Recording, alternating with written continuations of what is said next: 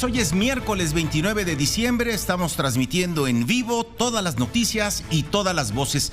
Soy Carlos Urdiales y en nombre de José Cárdenas, titular de este espacio informativo, y de todo el equipo que hace posible esta emisión informativa de Grupo Fórmula, les saludo con mucho gusto y la invitación de siempre, que nos acompañe a partir de este momento y hasta las 8 tiempo del centro y se entere usted de los asuntos relevantes que están ocurriendo en el mundo y en México en esta tarde de miércoles 29 de diciembre.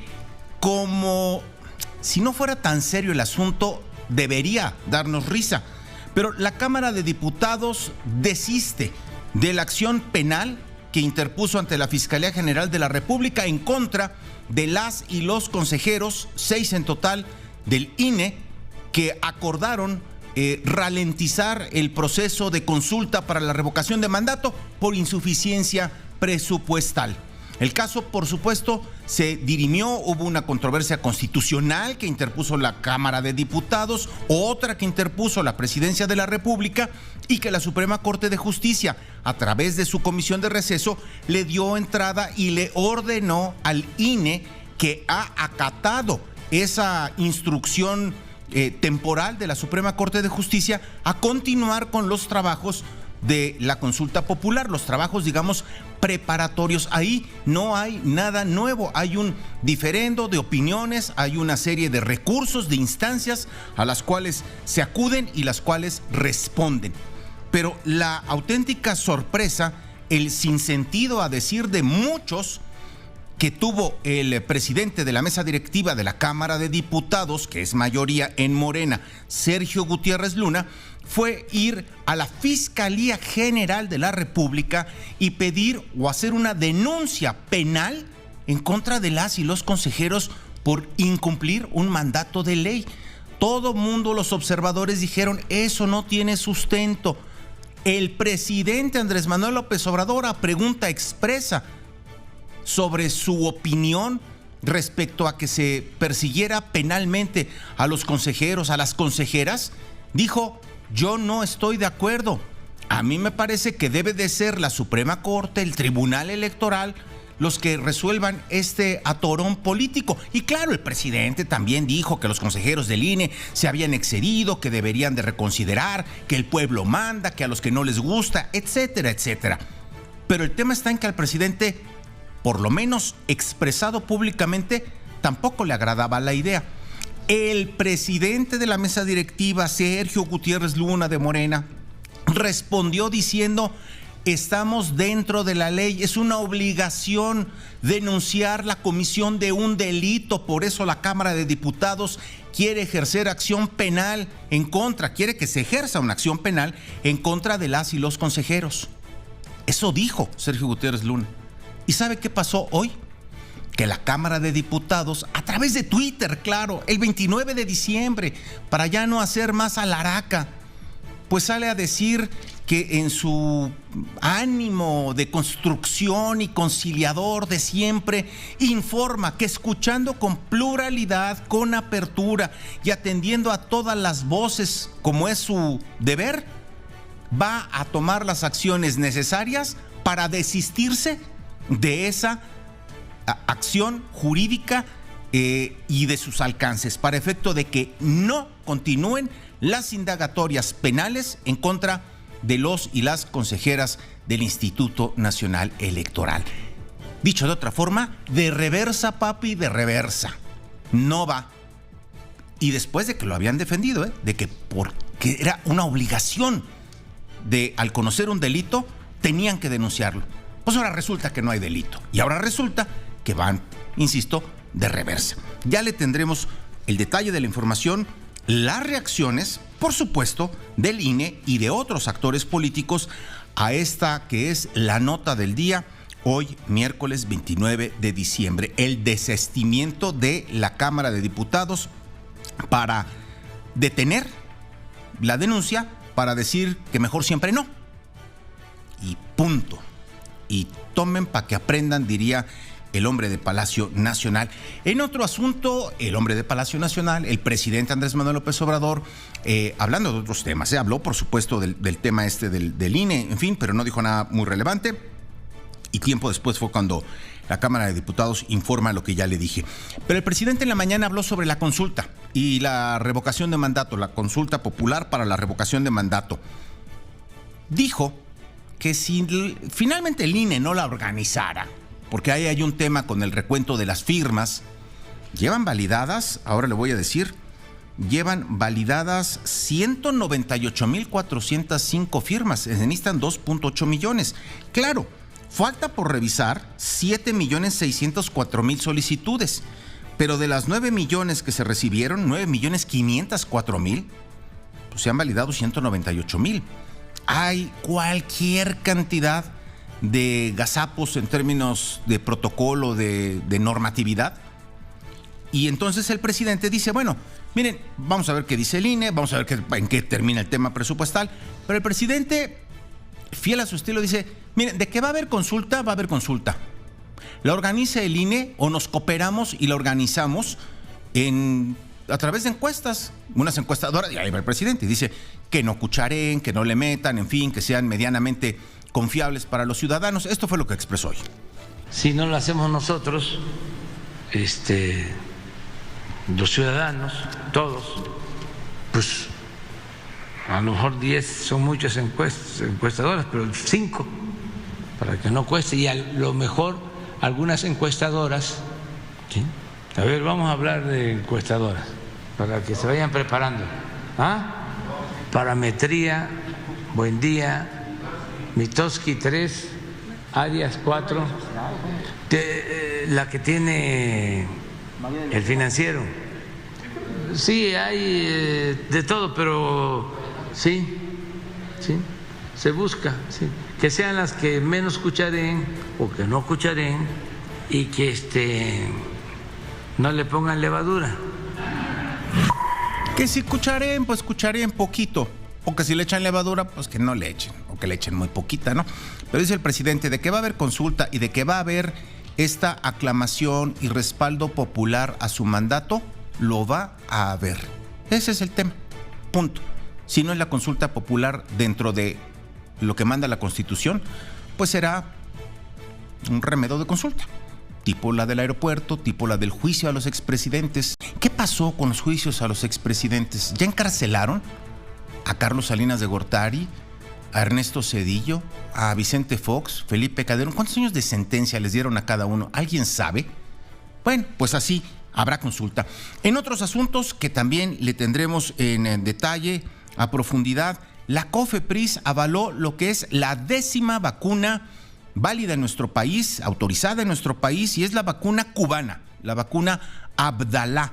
Esto es lo que vamos a tener, esto es la información de hoy. La Comisión Federal para la Protección contra Riesgos Sanitarios autorizó el uso de emergencia de la vacuna Abdalá contra COVID-19, convirtiéndose en la 10ª vacuna contra COVID aprobada en nuestro país. A saber, son Pfizer, AstraZeneca, CanSino, Sputnik, Sinovac, Covaxin, Janssen, que es la Johnson & Johnson, Moderna, que no la hay ni por debajo de las piedras, y Sinopharm. Estas son las vacunas autorizadas. Hoy la nota es que se suma la vacuna cubana, la de Abdalá. Y vamos con una noticia que a muchos pues les va a alegrar el día, como a nosotros. La salud de doña Silvia Pinal, la primera actriz mexicana. Leopoldo Espejel, tú has estado muy pendiente a doña Silvia. Hoy la dieron de alta del hospital. Así de bien marcha la salud o la recuperación de la primera actriz mexicana. ¿Cómo estás, Polo? Muy buenas tardes. Carlos, muy buenas tardes. Sí, efectivamente, hoy la actriz Silvia Pinal abandonó el hospital donde se encontraba internada desde el pasado 22 de diciembre, luego de su contagio de COVID-19. El informe médico, Carlos Auditorio, señala que la primera actriz se mantendrá en su casa bajo estricta vigilancia médica. La primera actriz abandonó el Hospital Médica Sur cerca de las 2 de la tarde a bordo de una ambulancia que la trasladó hasta su domicilio, que se localiza al sur de la Ciudad de México. En su oportunidad, Silvia Pasquel, su hija, adelantó que su mamá se encuentra súper bien y ya en casa, luego de que decidan su traslado con todos los cuidados, Carlos, para evitar que se pudiera contagiar de alguna otra cosa en el hospital. Y es que de hecho había pues ya salido del área de COVID y iba a ser ingresada al área de terapia, pero determinaron que para evitar exponerla a otra bacteria pues el personal médico autorizó su traslado con todas las medidas rigurosas para su atención bajo control y en su domicilio. Dicen que esta decisión fue por parte del equipo médico que atendió a la actriz, pues su salud ya es estable, Carlos, y su cuadro de COVID-19 presenta síntomas ya muy leves.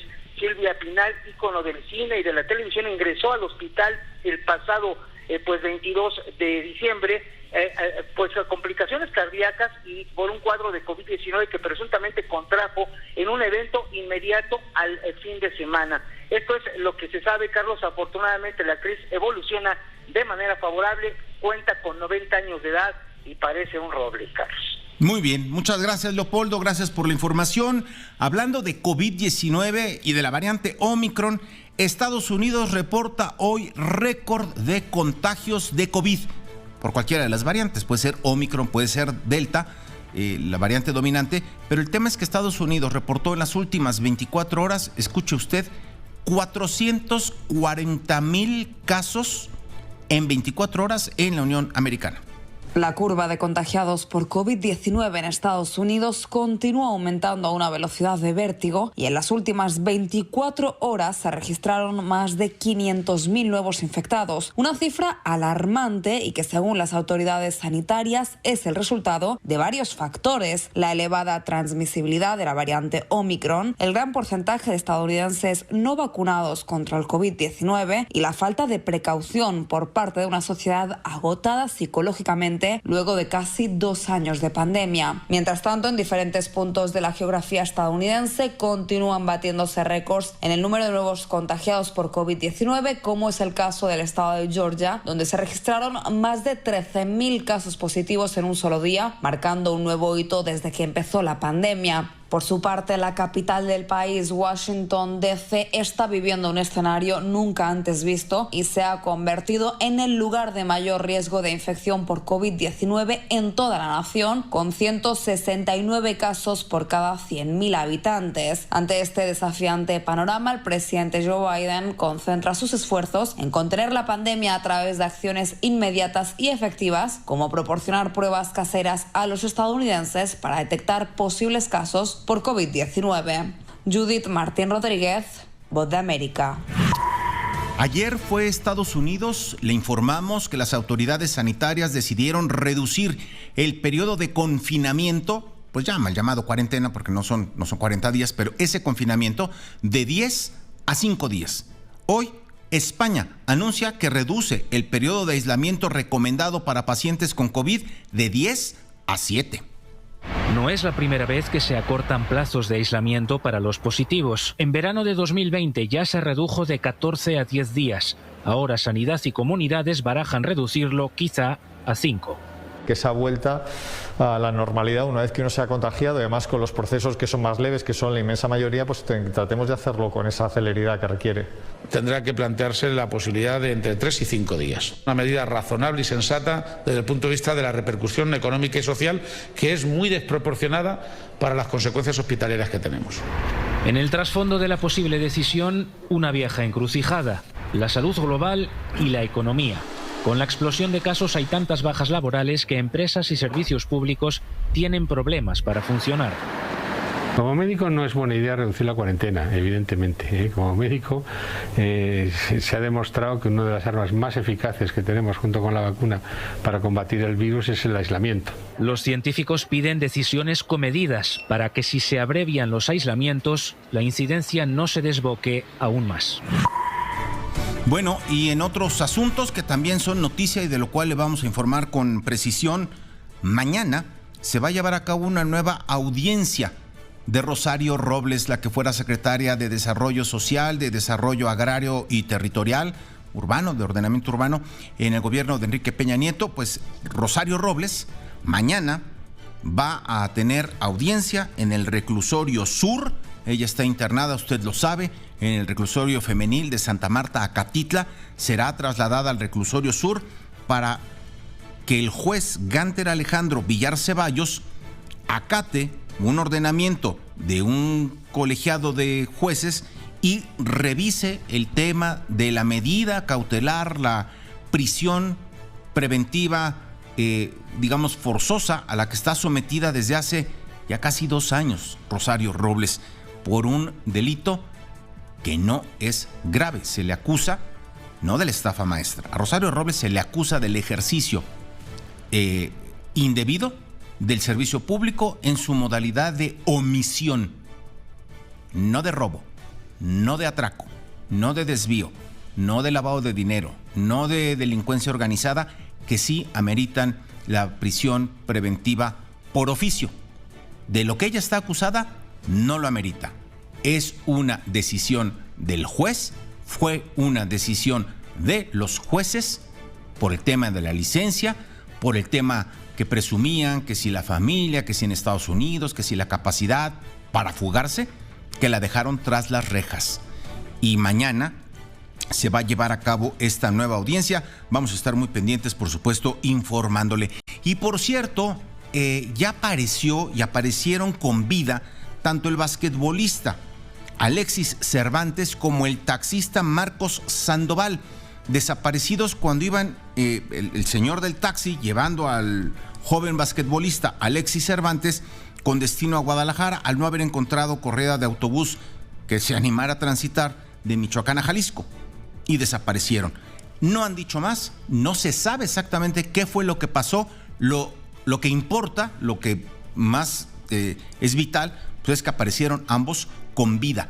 Estamos atentos a que las autoridades judiciales de Michoacán informen qué fue lo que pasó y bueno, pues ya lo estaremos a usted informando. Y para cerrar este avance informativo, le quiero contar algo que en esta época decembrina, de la cena de Navidad, de la cena de Año Nuevo, de las vacaciones para muchos, pues preocupa.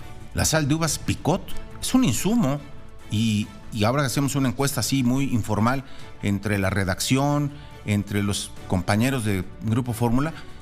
Sal de uvas Picot, pues sí, para lo que sea, para las agruras, para la indigestión, o sea, es muy famoso, pues, y de un consumo masivo, el sal de uvas Picot. No digo que todo el mundo lo tome, pero muchos lo tomamos. Pues cuidado, Profeco avisa que hay falsificación de sal de uva Picot, lo que nos faltaba. Entonces, ni siquiera entrarle así como con mucha confianza a las burbujitas. Hay que revisar el lote, porque ya detectó la Profeco, la Comisión Federal para Protección, la COFEPRIS, perdóneme, no la Profeco, la COFEPRIS, corrijo, que hay 3 lotes de producción que no son originales. Pues le doy los lotes, ya lo veo a usted, ya la veo, revisando en el supermercado la cajita de sal de uvas Picot. Pero bueno, si es de los lotes CE94, BT13 o CK83, no lo compre, no lo consuma. Si los tiene, tírelos, porque esta falsificación representa un riesgo para la salud por ser de dudosa procedencia. Es lo que dice COFEPRIS.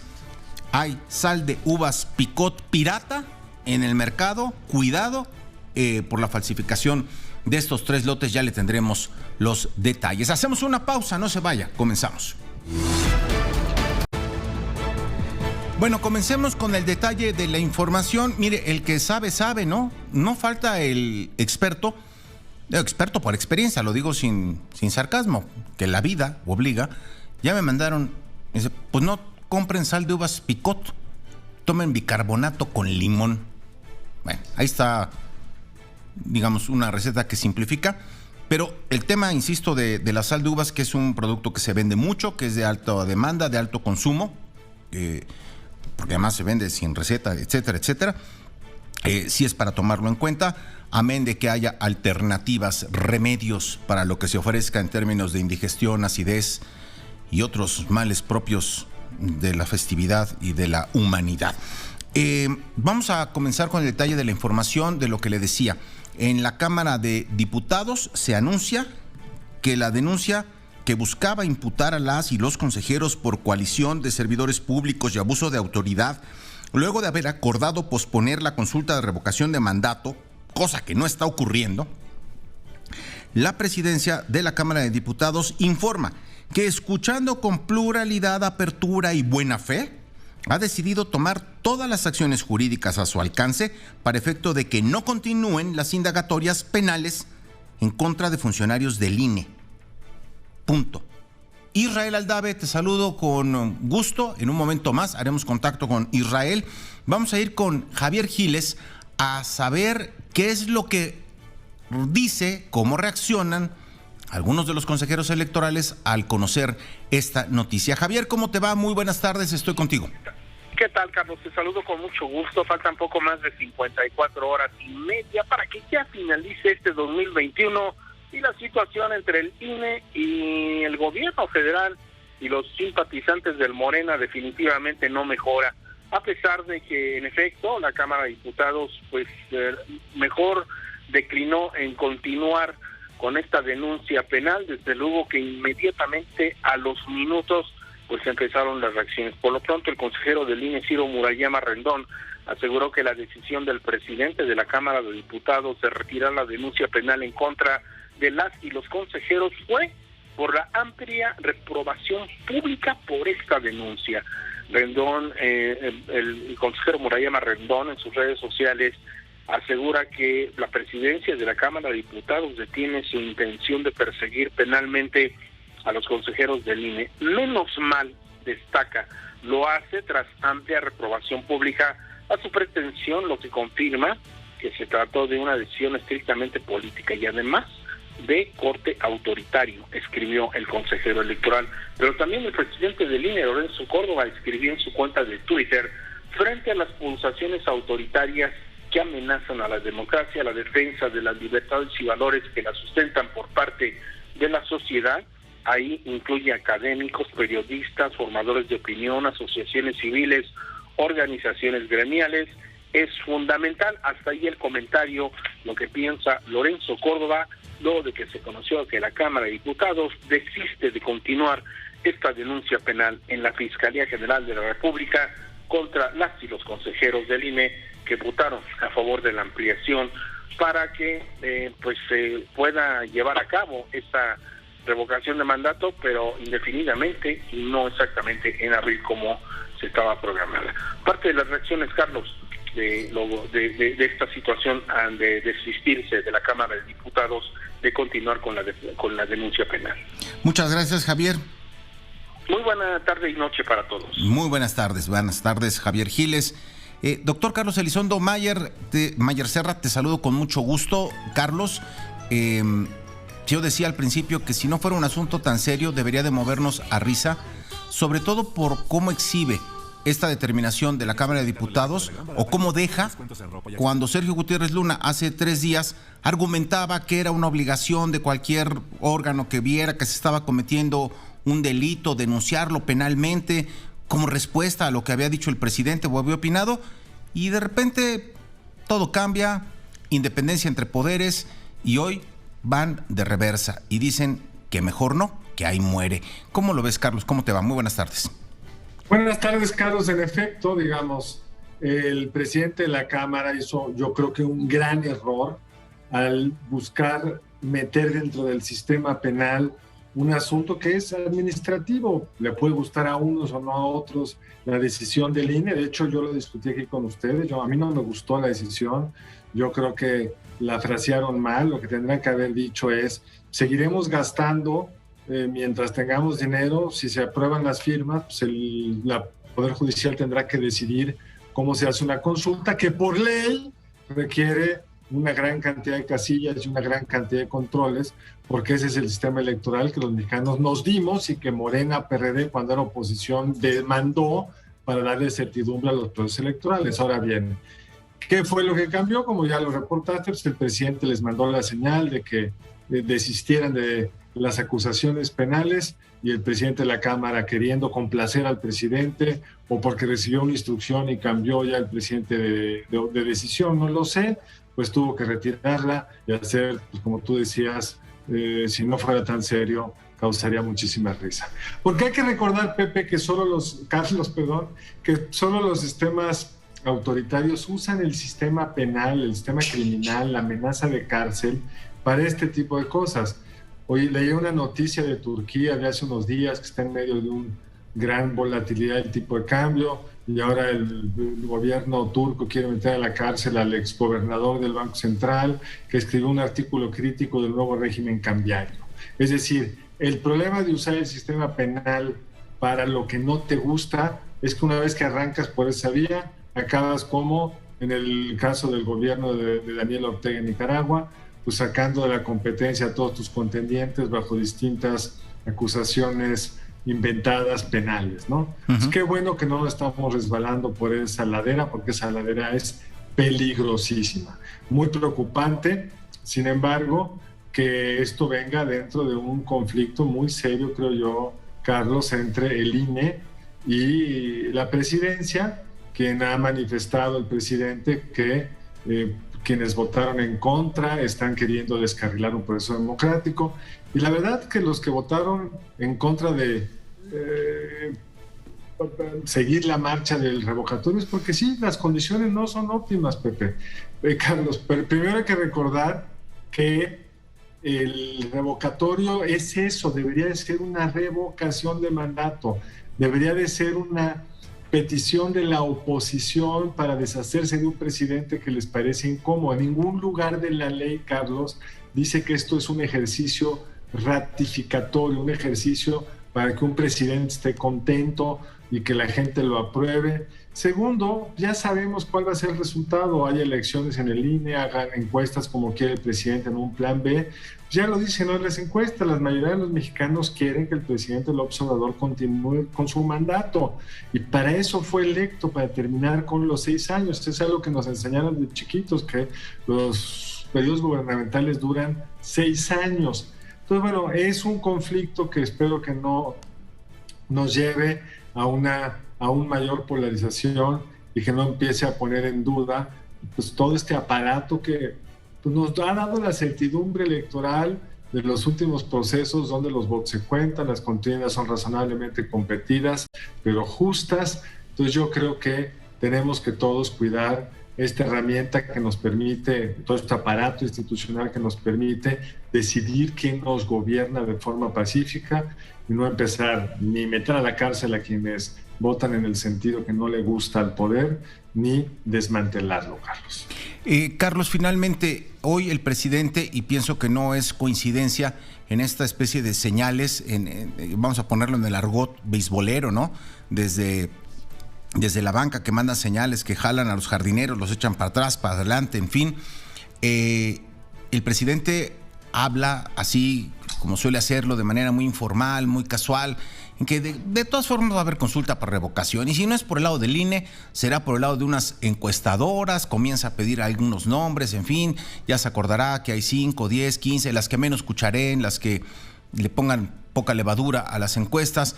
Y por ahí el presidente, no sé de qué forma abre una posibilidad real o es simplemente despresurizar el tema de la revocación de mandato en la vía que está pues, en la Constitución y para lo cual se supone que hay un esfuerzo de millones de firmas, en fin, y de la revisión, lo que implica eso, Carlos. Yo creo que ahí hay un tema muy importante pendiente. El INE desarrolló, como creo que debe de ser, porque aprendimos todos y más el INE en las firmas de las candidaturas independientes de la elección del 18, que se inventan muchas cosas los promotores de todos los partidos.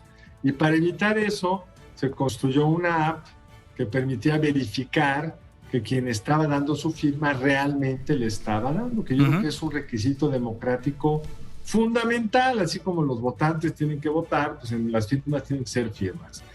Morena llevó esto al tribunal alegando que la aplicación no funcionaba bien en ciertas zonas del país, que no era democrático, entonces se pudieron llenar a mano y han estado mandándole al INE literalmente cajas, millones de firmas supuestas que el INE tendrá que validar para ver si realmente son personas que libre y voluntariamente manifestaron su voluntad de exigir el juicio revocatorio, etcétera. Entonces yo creo que el presidente tiene un plan B. Nadie sabe en esas cajas qué porcentaje de las firmas son falsas, ni tampoco sabe nadie, Carlos, si se cumplen los requisitos en los 17 entidades donde se debe juntar ese 3%. Y dado eso, Yo creo que el presidente quiere su revocatorio y su plan B sería una encuesta. Yo realmente sugeriría que hagamos la encuesta una vez, que nos ahorramos los 3,000, 4,000 millones de pesos que cuesta la elección, que hagamos una encuesta. De todos modos, no es una encuesta que tenga mayor impacto porque no es vinculatoria. No hay un escenario nada probable, Carlos, de que vote el 40% en sentido, que vote el 40% del electorado y que lo haga en sentido negativo, que es el único vinculatorio importante, que sería que el grueso de los mexicanos quisieran que el presidente no continúe sus 6 años. Eso no va a pasar, no perdamos el tiempo. Hay tantos temas importantes por eso. Muchas gracias, Carlos. Feliz año. Gracias a ti, feliz año. Nos vemos el año entrante, así literalmente. Perfecto. Gracias, Carlos. Que te vaya bien. Una pausa, regresamos. En un momento más haremos contacto con Juan Antonio Jiménez para informar con precisión qué es lo que va a ocurrir el día de mañana en el caso de Rosario Robles.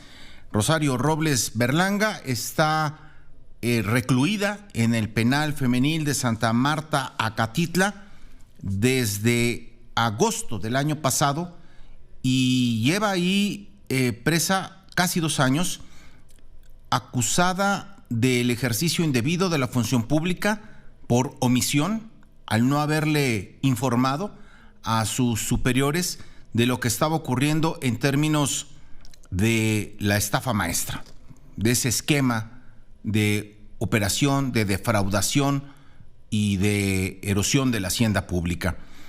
Mañana el juez Gánter Alejandro Villar Ceballos, juez de control del Centro de Justicia Penal Federal en el Reclusorio Sur, la ha convocado a la exfuncionaria, a su abogado, para que acuda a la audiencia presencial en el Reclusorio Sur. Esta nueva audiencia se va a llevar a cabo para acatar la resolución de Augusto Octavio Mejía Ojeda, juez tercero de distrito de amparo en materia penal, quien ordenó que la sentencia que amparó a Robles Berlanga no se encuentra cumplida, que el juez tiene que revisar esa medida cautelar. Juan Antonio Jiménez, te saludo con gusto, te escuchamos con atención. Así es, Carlos, gracias. El juez tercero de distrito de amparo en materia penal, Augusto Octavio Mejía Ojeda, anuló la prisión preventiva que hay en contra de la exsecretaria federal Rosario Robles y ordenó que se cite a una audiencia para este jueves a las 3 de la tarde para definir si se le modifican las medidas cautelares, con lo cual incluso podría abandonar la prisión. El juez señaló que se incumplió con las instrucciones que se le dio el juez de control federal, Gánter Villar Ceballos, de justificar el motivo por el que tenía que permanecer en prisión o, en su caso, cambiarle la medida cautelar por otra. Aunque el juez federal reconoció que ya no se sostienen varios de los argumentos por los que se encarceló a la exsecretaria, insistió en dejarla interna en el penal de Santa Marta, Acatitla. No había mentido en su dirección. No había certeza de que ella había tramitado una licencia de conducir falsa, como sostuvo la Fiscalía General de la República, y que de hecho por esta acción ya hay una carpeta de investigación en la Fiscalía Capitalina en contra de estos servidores públicos que presentaron dicha licencia de conducir falsa. Además, tampoco tenía riquezas ocultas. Todo esto se ha sumado a que se había presentado de manera voluntaria a todas las audiencias que había sido requerida. Villar Ceballos le dijo a Robles Berlanga que pese a todo era necesario que siguiera presa y que no era posible enviarla a un arraigo domiciliario o ponerle un brazalete. Ello ya que, supuestamente dijo así, su conducta frente al proceso no había sido la adecuada. Hay que recordar que el delito por el cual se le está acusando a Rosario Robles es considerado como no grave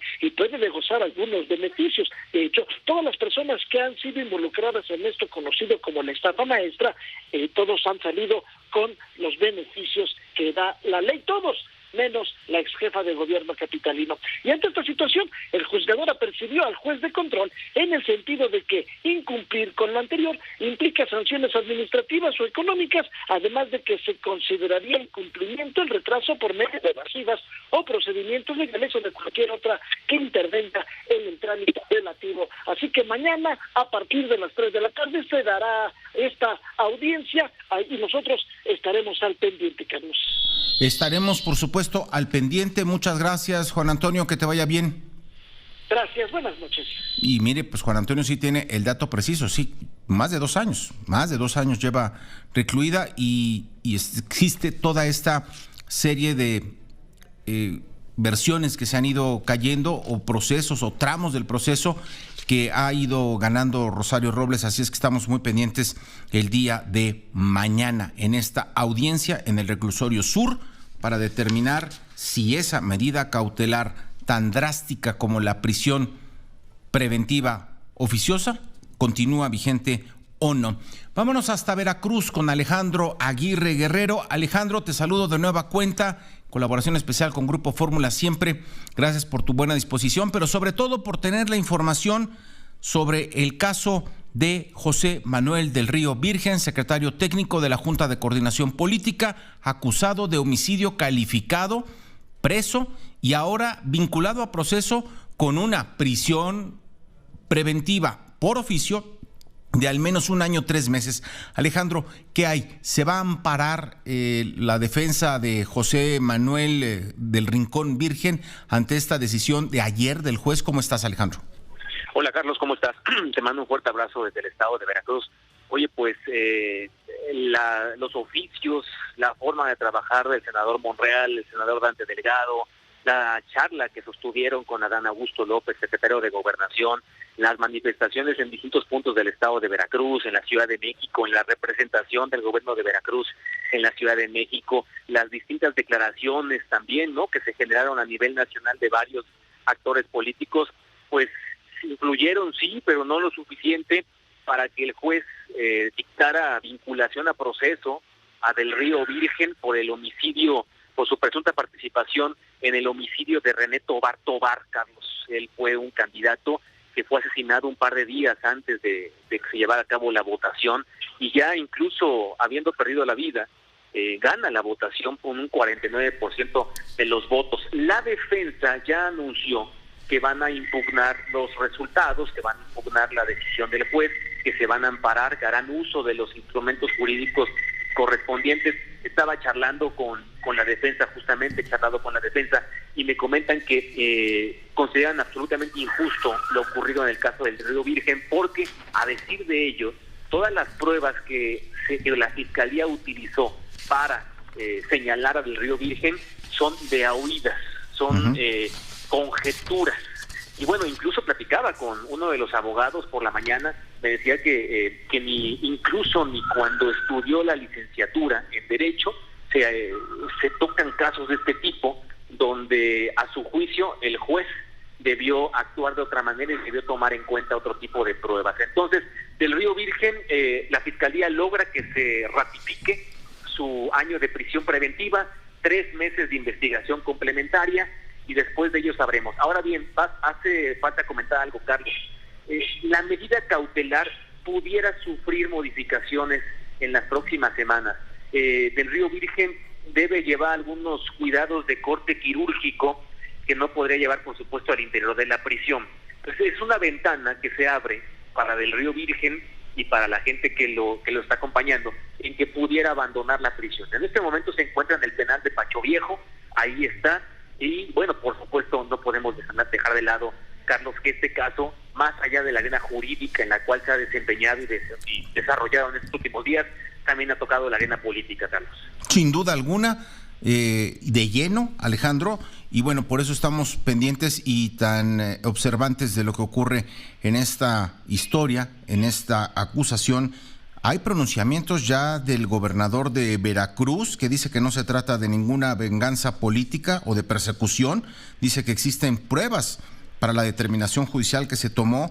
También Ricardo Monreal, que como tú lo mencionabas, Alejandro, ha sido un actor central en toda esta trama por la proximidad en términos políticos, en términos operativos, tanto de José Manuel del Río Virgen con Ricardo Monreal. Y dice hoy Ricardo Monreal que la justicia llegará para su amigo, para su colaborador. Expresó su plena solidaridad con Del Rincón Virgen y señaló que ahora está revisando cartas y mensajes de personas que sufren, que fueron humilladas, que tienen algún familiar inocente preso. Es decir, tanto Ricardo Monreal, lo mencionaste tú, Dante Delgado de Movimiento Ciudadano, hay todo un tema ahí que politiza el tema mucho más allá de la carpeta judicial. Pues estamos pendientes, Alejandro, si te parece. Sí, claro, estemos pendientes. Fueron más de 24 horas de audiencia, Carlos, una audiencia muy larga. Recordemos algo, el resultado o la decisión del juez debería conocerse a las 13:20 horas. El día de ayer no se conoció hasta ahora y me decía la defensa, desde ahí ya había inconsistencias, porque si a las 13:20 no tenían un veredicto, entonces debieron haber dejado libre o fuera de culpa a Del Río Virgen, es lo que alega la defensa. Estemos pendientes. Lo cierto es que no olvidemos que parte de lo que ocurrió en esto deriva del polémico delito de ultrajes a la autoridad, que habrá que estar también analizando en los próximos días, Carlos. Sí, lo que sea que eso significa. Muchas gracias, Alejandro. Te mando un abrazo, Carlos, que tengas buena tarde. Otro fuerte para ti, Alejandro Aguirre Guerrero, periodista, dándole seguimiento a esta historia. Le digo que Cuitláhuac García dijo que el caso contra José Manuel del Río Virgen no fue armado, que no fue construido. Aclaró que ya existía una investigación previa relacionada al asesinato del candidato René Remigio Tobar el 4 de junio de este año. Pero bueno, las cosas así, la lista por ahí hoy en Milenio Diario había una interesante recuento de los que están presos en Veracruz. Un exdiputado, la expresidenta del INAI de Veracruz, del Instituto Estatal, pues, de Acceso a la Información, un excontendiente para ser líder del PAN en Veracruz. En fin, el tema de la carpeta de los, pues una de dos, o en Veracruz la corrupción y la impunidad es una realidad, o sin consultas populares de por medio, o el uso político de la justicia goza de cabal salud allá en el Estado. Hoy el presidente Andrés Manuel López Obrador consideró que el caso de José Manuel del Río Virgen, secretario técnico de la Junta de Coordinación Política del Senado de la República y cercano colaborador de Ricardo Monreal, no afecta la aprobación de la reforma eléctrica. No afecta, al contrario, ayuda que se ventilen las cosas. Antes todo era soterrado, todo era en oscurito, acuerdos cupulares, puro cuchicheo. Ahora se ventila todo y lo mismo, tenerle confianza a la gente. Yo creo que ese es el principal error de los políticos, que no han querido o no han sabido entender la nueva realidad. Lo que dice el presidente Andrés Manuel López Obrador, porque hay en columnas políticas, en versiones, en análisis y visiones, decir, bueno, a ver ahora qué tan funcional es Ricardo Monreal, porque claro, tratan como de vincular, ¿no? De articular el decir, Cuitláhuac García, por supuesto, se manda solo, pero hay una línea de comunicación, hay una ascendencia política. Ricardo Monreal, que quiere figurar y ser candidato de Morena en 2024 a la presidencia, y que ha dicho, no, yo no voy a buscar la jefatura de gobierno, yo quiero ser presidente, estoy preparado en mi mejor momento, etcétera. La cercanía con Marcelo Ebrard, la lejanía, digamos, de ambos personajes en torno a lo que parece evidente, la preferencia o ese calor político que el presidente suele dar a la jefa de gobierno, Claudia Sheinbaum, en un proyecto de largo plazo. Y bueno, todo eso es lo que hace este cóctel político, insisto, tan complejo, tan interesante. En otro tema al cual también le estuvimos dando seguimiento de forma importante es la desaparición en Michoacán de Alexis Cervantes y del señor taxista que lo conducía con destino a Guadalajara, Marcos Sandoval. Hoy las autoridades de Michoacán informan que aparecieron con vida ambos,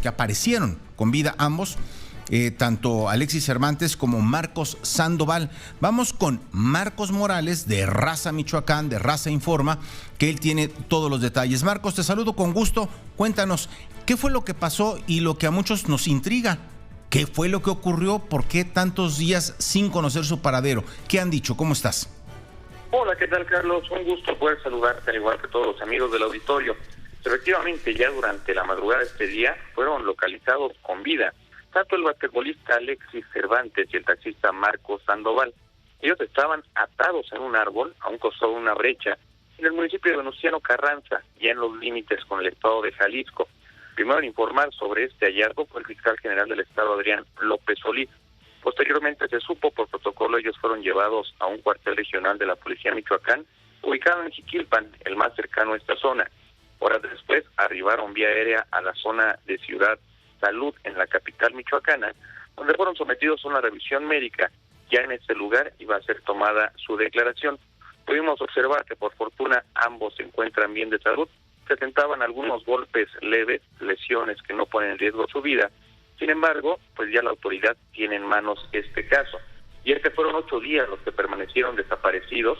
Lo que se sabe es que el 21 de septiembre pasado, precisamente Alexis Cervantes acudió a Tancítaro. Ahí jugó un torneo de básquetbol. Posteriormente se traslada a Los Reyes, intenta abordar un autobús para llegar a Guadalajara. Sin embargo, ese día había un bloqueo carretero en Tarecuato. No pudo pasar su autobús, toma un taxi, ahí es abordado por el señor Marcos, y tratan de llegar hacia Guadalajara por Brecha. En la región de La Ciénega, entre Zaguayo y Venustiano Carranza, es donde ocurre esta desaparición. Lo que nos comentaba en la mañana el secretario de Seguridad Pública, el general Ortega Reyes, es que aparentemente se trató de un tema de privación ilegal de la libertad, es decir, no existió algún pedimento de dinero a cambio de volverlos a poner en libertad, pero ahora no se ha revelado qué grupo de personas era el que lo tenía. Invariablemente son delincuentes, pero en esta región, particularmente límites de Michoacán y Jalisco, hay 2 grupos preponderantes que buscan hacerse de este territorio, Carlos. Bueno, pues ya tendremos más detalles. Muchas gracias, Marcos Morales de Raza Informa. Sí, observamos en las imágenes que nos hiciste llegar aquí a Telefórmula, efectivamente se observa cómo trae algún vendolete sobre el puente de la nariz, independientemente del cubrebocas, lo que confirma lo que tú estás diciendo, es decir, fueron golpeados o sometidos, en fin, tuvieron ahí alguna confrontación física. Nada, lo demás pues, están de pie, están perfectos, no como dices tú, no ponen en riesgo su vida, pero bueno, será importante saber qué fue exactamente lo que pasó en proporción a la atención. Y trae una venda en la mano, sí, también igual me lo están haciendo en la mano derecha, trae venda. Pues ahí estamos pendientes. Muchísimas gracias, Marcos. Claro que sí, quedamos en pendiente. Muy buena tarde. Muy buena tarde de Raza Informa, gracias por esta colaboración especial. Vamos contigo, Andrea Meraz. Tú tienes un tema curioso, bueno, no curioso, importante. En la Fiscalía General de la República se están dando una serie de despidos, de ceses. ¿Bajo qué argumentos, Andrea? Cuéntanos. Muy buenas tardes. Muy buenas tardes. Bueno, por razones presupuestales y alegando no estar dentro del servicio profesional de carrera de la Fiscalía General de la República, son al menos 200 funcionarios avisados de su baja a partir del 1 de enero.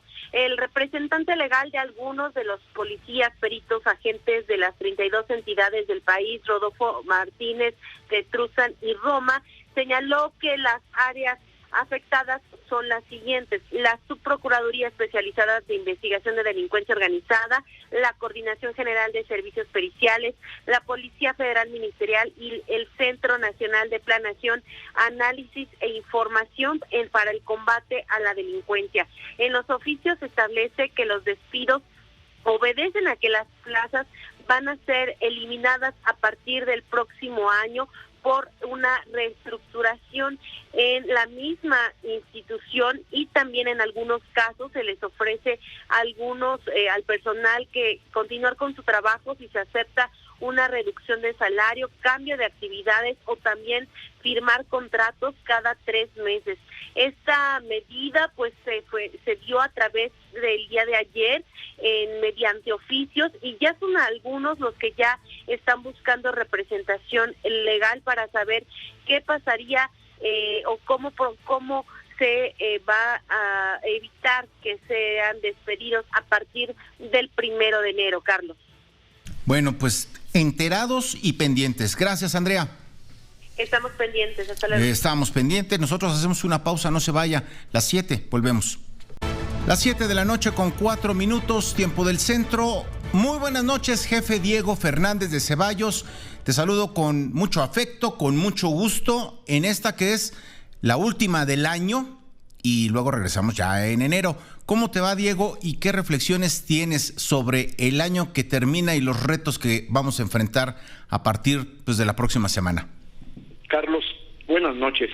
Pues el año que termina ya se acabó y por lo tanto habrá mucho que comentar, pero para mí lo importante es que como está por nacer un nuevo año, vale la pena que cada uno de nosotros nos demos la oportunidad de reflexionar respecto de nuestras propias vidas. Debemos dejar por un momento la vida de los demás y lo que sucede fuera de nosotros para concentrarnos en nuestro yo profundo. Tratar de ver si estamos ocupando bien nuestro tiempo y cómo lograr ser mejores seres humanos. ¿Para qué? Pues para provecho propio y de los demás. En una palabra, definir nuestras prioridades. Debemos, Carlos, superar cualquier agravio por algo que nos sucedió y superar también cualquier aflicción por lo que pueda sucedernos y que tal vez ni siquiera nos sucederá. Que la atención de lo urgente no implique renunciar a lo importante, porque el pasado se recuerda y el futuro se imagina, pero lo único que podemos vivir es el presente y debemos vivirlo intensamente. Por eso, la búsqueda de lo ideal no nos debe impedir la realización de lo posible, porque el buen caminante, Carlos, goza su camino. Debemos recordar que el prepotente es en realidad impotente, que ningún ser humano debe pisar a otro y que nadie, absolutamente nadie, nació para dejarse pisar. El que se asume víctima de los demás, en realidad es víctima de sí mismo. Está bien desear a todos un nuevo año venturoso, pero es mejor, Carlos, que cada uno lo merezcamos, y eso en buena medida dependerá de nuestra actitud personal ante la vida. Por supuesto que México está urgido de un diálogo civilizado en el que todos podamos participar. Está urgido México de la confrontación de ideas y de propuestas, evitando que el rencor nos nulifique y nos violente. La confrontación civilizada es indispensable en una sociedad, sin que unos atropellen a otros. Por todo eso, termino, Carlos, diciéndote que expreso mi mayor agradecimiento a los señores Azcárraga de Radio Fórmula, a Pepe Cárdenas, a ti y a todo este gran equipo de comunicación, y deseo que los mexicanos seamos capaces de construir un mejor año para todos, un año más venturoso para México. Se suscribe a cabalidad. Muy buenas noches. Gracias, Diego. Adiós. Adiós.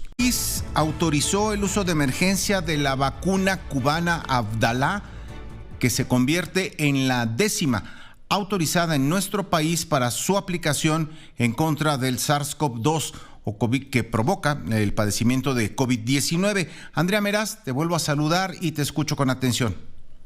Mucho gusto, Carlos. De nueva cuenta, pero ahora para comentarte que sí, la COFEPRIS autoriza el uso de emergencia de esta vacuna contra COVID-19 Abdala, desarrollada en Cuba, y de acuerdo pues con la dependencia del Comité de Moléculas Nuevas, sesionó sobre el uso de esta vacuna, el cual recibió una opinión técnica favorable por parte de los expertos. Esto después de integrar la opinión del comité e ingresar la solicitud de autorización para uso de emergencia ante COFEPRIS. Personal especializado en vacunas analizó los expedientes, certificando que esta vacuna cumple con requisitos de calidad, seguridad y eficacia necesarias para ser aplicadas. Las autorizaciones, de acuerdo con la COFEPRIS que emite, pues forman parte de la Estrategia Nacional de Regulación Sanitaria, que permite revisar y dar acceso al mayor número de insumos para la salud, obviamente siempre y cuando se compruebe la calidad, seguridad y la eficacia de este producto. Como autoridad reguladora nacional de referencia calificada por la Organización Panamericana de la Salud, estas decisiones de COFEPRIS son reconocidas por diversos países de la región. También las vacunas aprobadas son susceptibles de ser utilizadas en otras naciones, y también por ser integrante de la Conferencia Internacional sobre Armonización de Requisitos Técnicos para el Registro de Productos Farmacéuticos para Uso Humano. También todas las decisiones que la COFEPRIS tome son con base en evidencia técnico-científica que haya presentado justo Abdala al momento de presentar esta solicitud de autorización frente a la COFEPRIS, Carlos. Muchas gracias, Andrea. Buenas noches. Hasta luego, muy buenas noches. Voy contigo, Laura Cardoso. Te saludo con mucho gusto, Laura. Siempre la jefa de gobierno insiste en que los contagios por la variante Ómicron de COVID en la Ciudad de México se están incrementando ligeramente y que haber pospuesto el concierto de fin de año, el de Los Ángeles Azules, con el que nos quedamos vestidos y alborotados, se podría realizar, dice, es una medida de precaución, no para generar alarma. Laura. Así es, Carlos. Buenas noches, ya. Dice la jefa de gobierno que están los contagios con un ligero incremento, que no hay hospitalizaciones, que no hay decesos y que este concierto se pospuso justamente por lo que ya mencionabas, como una medida de precaución. Sin embargo, la Ciudad de México sigue en semáforo epidemiológico verde y no se suspende ninguna actividad económica. También comentó que posiblemente el concierto de la agrupación Ángeles Azules sería un regalo para el Día del Amor y la Amistad. Todo va a depender de la tendencia de los contagios de COVID, pues luego de mantenerse estables. En la última semana ya han tenido un repunte. Escuchemos lo que dijo esta mañana. Están incrementándose, como decimos, ligeramente, ¿no? Después de muchísimos meses de disminución del porcentaje de positivos y el número de positivos de COVID-19 en la ciudad, tenemos ya pues cerca de una semana que comenzó a incrementarse el número de positivos y por lo tanto también el porcentaje de positividad. Entonces, como medida de precaución, estamos posponiendo el concierto de Año Nuevo y también el cierre de la verbena será para el día 30 y al 31 no estaría en operación. Carlos, frente a este incremento de contagios, la jefa de gobierno hace el llamado a todos los ciudadanos a seguirse cuidando, usar el cubrebocas, el gel antibacterial y sobre todo festejar solo en familia, con el núcleo con el que vives. Sobre los festejos en las alcaldías, que también están igual, con romerías, con fiesta, dijo que los alcaldes tienen toda la libertad de decidir, pues su gobierno no va a imponer ni a impedir nada e insiste que no se cerrará ninguna actividad económica. Es el reporte que te tengo, Carlos. Muy completo. Gracias, Laura. Un abrazo. Buenas noches. Otro. Muy buenas noches. Vamos hasta Mazatlán. Hoy fue recibido, atracó y se le permitió, con todo el proceso que lleva comúnmente, un crucero. Habían 14 contagiados de COVID y se permitió el desembarco acorde a lo que se acaba de informar, este comunicado que le dimos a conocer de la Secretaría de Salud, de la Secretaría de Turismo, y pues en apego tanto a protocolos de la Organización Mundial de la Salud como a la decisión del gobierno mexicano de no discriminar a nadie por cualquier circunstancia. Estoy contigo, Tairi Zambrano, de Fórmula Sinaloa. Te saludo con gusto. Buenas noches. Cuéntanos más, Tairi, por favor.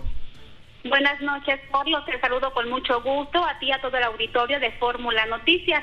Luego del dilema en que si se cancelaban o no el arribo de cruceros al puerto de Mazatlán, este miércoles el destino turístico recibió la embarcación Conning Dam, donde se realizaron pruebas rápidas de COVID-19 y se detectó a 14 pasajeros contagiados del virus. Así lo dio a conocer Héctor Melesio Cuenojeda. El secretario de Salud en Sinaloa dijo que estas personas de manera inmediata fueron aisladas en la misma embarcación, cuidando y aplicando protocolos estrictos, ya que es de suma importancia que no se prolonguen los casos, sobre todo en un puerto como Mazatlán. Escuchemos. ¿Cuántos positivos vienen aquí en el barco? 14, casi. ¿Hay algún 14 pacientes. De que ellos contagien al resto de los pasajeros de la Están aislados dentro del barco. Dentro del barco y a los familiares se les están haciendo pruebas permanentes. De tal manera que están aislados allí y la mayor parte de los contagios en un crucero generalmente tienen que ver con la tripulación. Por ejemplo, el día de ayer, el que detuvimos, había 76 tripulantes contagiados de COVID-19 y 6 pasajeros. De tal manera que existe mucha posibilidad de que pudiera haber, ¿no? de que se pudiera dar, de que haya gente contagiada de manera asintomática. El funcionario estatal aseguró que la decisión para que a Mazatlán no se detuviera el arribo de turismo naviero fue tomada de manera consciente, ya que se consideró todo tipo de consecuencia, tal y como ocurrió con la embarcación que se detuvo en Puerto Vallarta, donde dijo que eran más de 70 los tripulantes contagiados de COVID. Escuchemos. Pueden estar tranquilos los sinaloenses en que la Secretaría de Salud, por instrucción del señor gobernador, está trabajando en todo el estado de Sinaloa. En las 6 jurisdicciones se está trabajando en este momento la Secretaría de Salud. ¿Cuántas pruebas rápidas aplicaron? No, aquí lo aplicaron ellos. Hay un estricto control de parte de ellos. Yo ya me di cuenta de lo que están haciendo ellos, ¿no? Para nosotros, ¿no? El problema que se dio es que de repente teníamos un crucero con más de 80 contagiados y querían bajar a tierra. Lógicamente que esto no lo permitimos. Asimismo, Buenos Aires esperó que la embarcación cuenta con expertos de la salud. Por tal motivo, se estarán vigilando que los protocolos se implementen de manera estricta, pues más allá de priorizar la economía del estado de Sinaloa, está la vida de las personas. Destacar, Carlos, que el crucero arribó esta mañana al puerto de Mazatlán con 1,668 pasajeros y 839 tripulantes, de los cuales 14 dieron positivo a COVID-19. Carlos, es la información que te tengo. Muy completa, muchas gracias, Tairi. Pendientes, Carlos, buenas tardes. Muy buenas noches, Tairi Zambrano de Fórmula Sinaloa. Sí, entender, no prohíben que el crucero atraque, que desembarquen los pasajeros que no presentan síntomas y evidentemente hay un filtro sanitario. Es protocolo del propio navío, de la propia línea de cruceros, que aquellos que ya tienen un COVID declarado permanecen aislados. Y sería interesante saber qué pasaría en caso de que se requiriera y no hubiera la atención necesaria a bordo, porque estos cruceros traen absolutamente todo. Servicio médico de muy alto vuelo, es decir, porque están acostumbrados a mover esa cantidad de pasajeros. Habría que estar, insisto, traen médico a bordo, enfermeros, en fin. No es un crucero sanitario, evidentemente, pero me refiero, tampoco es algo que sorprenda y no es un crucero por la bahía, no es el Yate Fiesta en Acapulco. Entonces, pues interesante esta determinación del gobierno de decir, pues ni modo que paren todo el crucero y que no permitan desembarcar a nadie, versus la necesidad de reactivación económica que esto implica en todos los puertos. Y hablando del tema de salud en el Estado de México, comenzó la aplicación de vacunas de refuerzo para personal de salud. Polo Espejel, te vuelvo a saludar y te escucho. Polo, buenas noches. ¿Cómo estás, Carlos? Muy buenas noches. Como bien lo señalas, autoridades de los gobiernos de México y del Estado de México dieron a conocer que la convocatoria la realizarían las propias instituciones y la vacuna será aplicada entre las unidades médicas para todo el personal de instituciones del sector salud en el Estado de México. Explican, Carlos, que de acuerdo con el protocolo autorizado por autoridades de salud federales, se aplicará una dosis de refuerzo con la vacuna AstraZeneca al personal médico que haya completado su esquema de inmunización hace más de 6 meses y presente su expediente de vacunación impreso. En un comunicado, la Secretaría de Salud Estatal reitera que la vacuna es gratuita y segura. Además, Carlos, de exhortar a la población a continuar con las medidas preventivas, aún después de haber sido vacunados, como el uso correcto de cubrebocas, caretas y gogles, lavado frecuente de manos y mantener la sana distancia. Cabe señalar, Carlos, que pues apenas este mes de diciembre concluyó la segunda dosis de vacunación anti-COVID-19 para adultos mayores de 60 años y también para jóvenes de 28 años en adelante. Están inmunizando también a menores de 12 a 17 años con comorbilidades en la entidad. Hoy da inicio la inoculación para personal del sector salud en todo el Estado de México, Carlos. Gracias, Polo. Buenas noches. Buenas noches. Y estoy contigo, Óscar Zúñiga. Israel incluyó a México, junto con Estados Unidos, junto con Canadá, en su lista roja de países a no visitar por motivos de contagio alto de COVID-19. Óscar Zúñiga.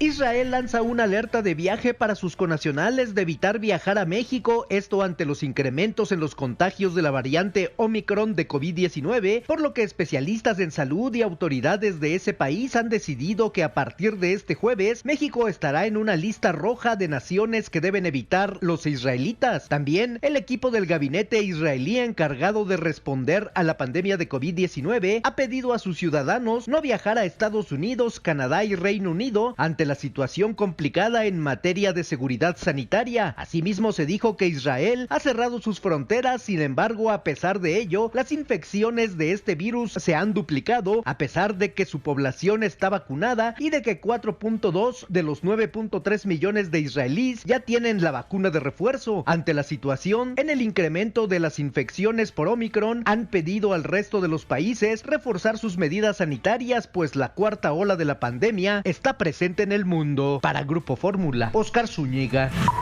Y en Estados Unidos, ya le decía, 440,000 casos en las últimas 24 horas.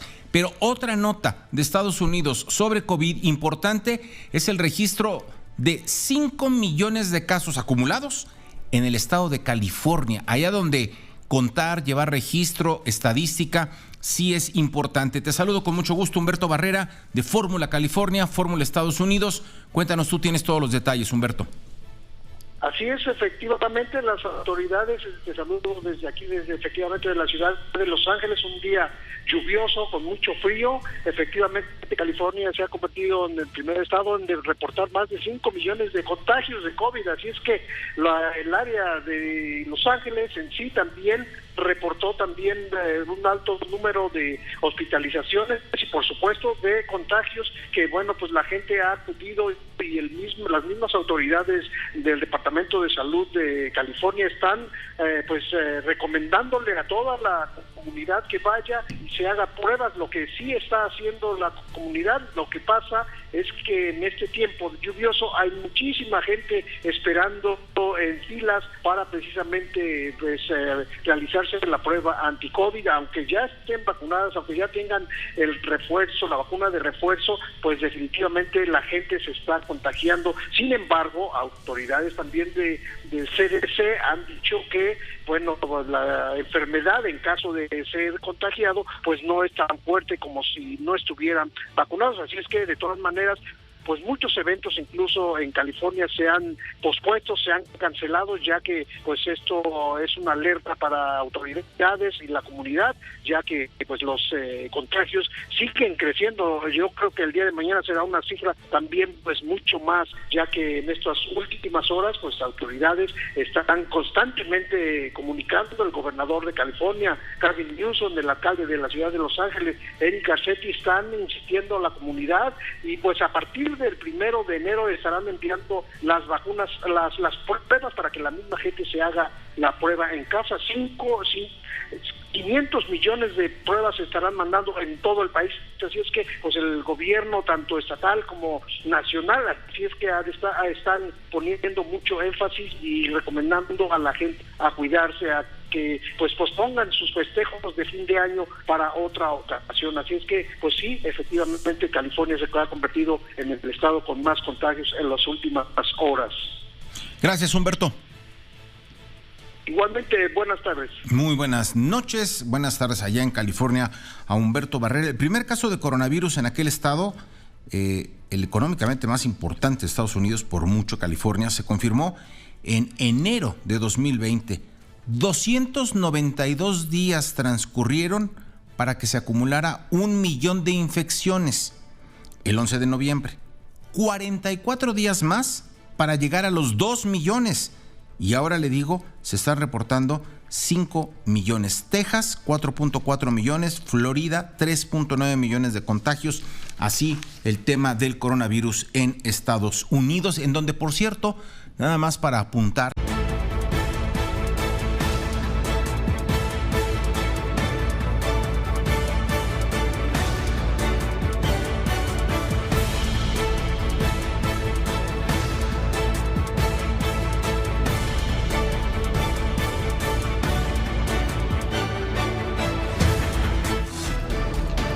José Cárdenas informa.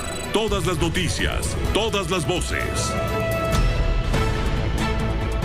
Hoy se cumplieron 100 días del gobierno del doctor Miguel Ángel Navarro en Nayarit y rindió un informe sobre esos primeros 100 días de trabajo. ¿Qué destaco de lo que ocurre allá? Por ejemplo, el anuncio de que Santiago Nieto Castillo, el extitular de la Unidad de Inteligencia Financiera, que renunció el pasado 8 de noviembre, luego de su boda y de la publicidad de la boda ocurrida en Guatemala, va a ser el asesor financiero para componer las rojas finanzas nayaritas, que tienen una deuda de 9,000 millones de pesos en créditos por 6,000 millones de pesos, en deudas ante el SAT, ante el Infonavit, ante el Seguro Social por parte de la Universidad Nayarita. A ver si mañana tenemos oportunidad de conversar con el gobernador de Nayarit, el doctor Miguel Ángel Navarro. Lo vamos a buscar para entrar un poco más en detalle, porque hay otros temas que también son singulares, como la propuesta de que el sistema estatal de salud sea administrado por el Instituto Mexicano del Seguro Social. En Grupo Fórmula, todas las noticias, todas las voces. Hasta aquí llegamos con lo importante de la información en este miércoles 29 de diciembre. Quédese aquí en las frecuencias de Telefórmula, de Grupo Fórmula en radio, y nosotros volvemos mañana en punto de las 6 de la tarde, tiempo del centro. Pásela bien, buenas noches.